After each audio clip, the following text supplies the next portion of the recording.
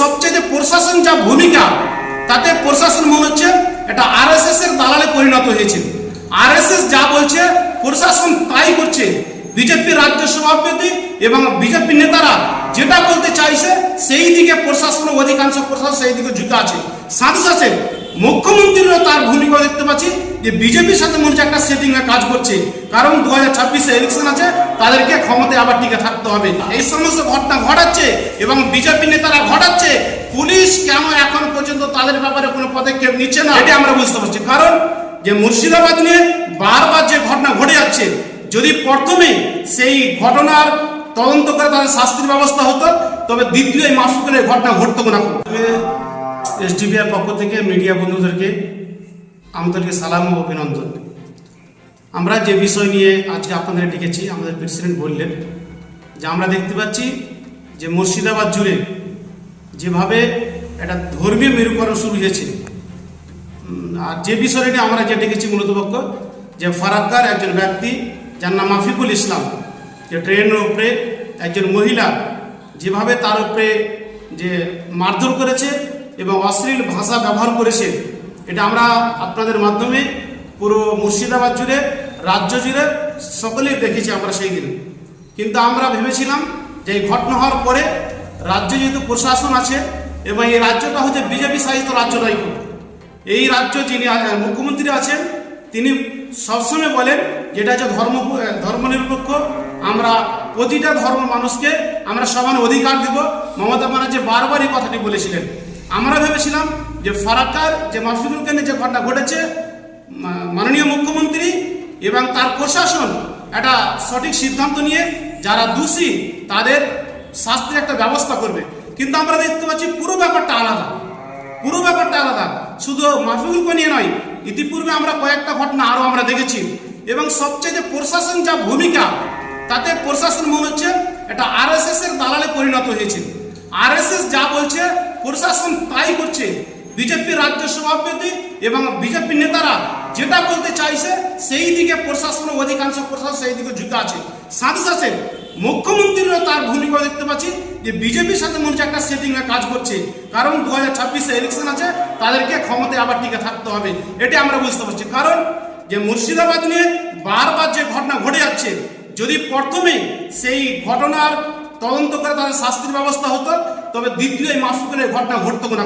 আমরা দেখেছি যে সুতিতে নিমতিতা রেল স্টেশনে যে একটা দুর্ঘটনা ঘটেছিল, সেখানে রেল স্টেশনের উপরে বোমা পাওয়া গেছিল, জনগণ দেখেছিল, তারপরও প্রশাসন এই নিয়ে কোনো একটা পদক্ষেপ নেয়নি। আমরা দেখেছি মুর্শিদাবাদের বেলডাঙ্গাতে একটা ঘটনা ঘটেছিল, সেখানে প্রশাসন এবং রাজ্য সরকার তার কোনো আমরা ভূমিকা দেখতে পাইনি। আমরা একের পর এক আমরা এইভাবে ঘটনা আমরা দেখতে পাচ্ছি। আমরা আজকে social Democratic party of India তথা এসডিপিআর পক্ষ থেকে প্রশাসন এবং রাজ্য সরকারকে আমরা একটাই বার্তা দিতে চাই যে অবিলম্বে যারা এই সমস্ত ঘটনা ঘটাচ্ছে তাদের একটা উপযুক্ত শাস্তির ব্যবস্থা করতে হবে। যদি না করে তবে আগামী দিনে আমরা এসডিপিআই জনগণকে সাথে নিয়ে একটা বৃহত্তম আন্দোলন নামতে বাধ্য হবে। ফলে যারা এই সমস্ত ঘটনা ঘটাচ্ছে এবং বিজেপি নেতারা ঘটাচ্ছে, পুলিশ কেন এখন পর্যন্ত তাদের ব্যাপারে কোনো পদক্ষেপ নিচ্ছে না। এবং যে কথাটাই হচ্ছে যে যারা এই ডিজিটাল মিডিয়া যে খবরগুলো করছে যে তারা নাকি ভুল বার্তা দিচ্ছে, আমি প্রশাসনকে বলতে চাই যে কয়েকটা যে গদি মিডিয়া যে ভুল বার্তা দিচ্ছে বা মানুষকে উস্কানিমূলক তারা খবর করছে, তাদের বাড়িতে এখন পর্যন্ত কোনো নোটিশ দেয়নি আমার জানা মতে। এবং তাদেরকে কেন এখন পর্যন্ত সেই সমস্ত মিডিয়াকে অ্যারেস্ট করা হলো না, আমি এই সমস্ত প্রশাসনকে আমি এটা বলতে চাই। সাথে সাথে এই মুর্শিদাবাদে তিনটা এমপি এবং এমএলএ অধিকাংশ শাসক দল তারা আজকে কেন মুখে সেই কুলুপ বেঁধে আছে, তাদের কোনো একটা শব্দ কেন উচ্চারণ হচ্ছে না। আমি এই এমএলএ এমপিদেরকে বলতে চাই যে আপনারা যে কারণে আপনাদেরকে জনগণ প্রতিনিধি তৈরি করেছে, যদি আপনারা সঠিকভাবে কাজ না করেন, জনগণ ক্ষমা করলে পারো, ইতিহাস আপনাদেরকে ক্ষমা করবে না। অতএব আপনাদেরকে নিরপেক্ষভাবে কাজ করতে হবে এবং বিজেপি নেতারা যেভাবে বারবার শুরু করেছে এর জন্য আপনাদেরকে পদক্ষেপ নিতে হবে। আমাদের জোরালো দাবি, যারা এই সমস্ত ঘটনা ঘটিয়েছে তাদের তদন্ত করে উপযুক্ত শাস্তির ব্যবস্থা করুক। সে বিজেপির নেতা হোক আর আরএসএস এর নেতা হোক, যে কোনো মানুষ হোক না করো, ধর্ম দেখে নয়, যে ব্যক্তি করবে তার সঠিকভাবে এই বিবেচনা করে তার শাস্তির ব্যবস্থা করুন। নাহলে আগামী দিনে জনগণকে সাথে নিয়ে আমরা রাস্তায় নেবে, রাজপথে নেবে, প্রয়োজন পড়লে পারে থানা ঘেরাও করবো, প্রয়োজন পড়ে এসডিও ডিএম যেখানে যাওয়ার আমরা সেখানে যাব। কিন্তু আমরা চাই মাফিকুলের ন্যায় বিচার চাই, মুর্শিদাবাদে যেন আর দ্বিতীয় কোনো ঘটনা না ঘটে।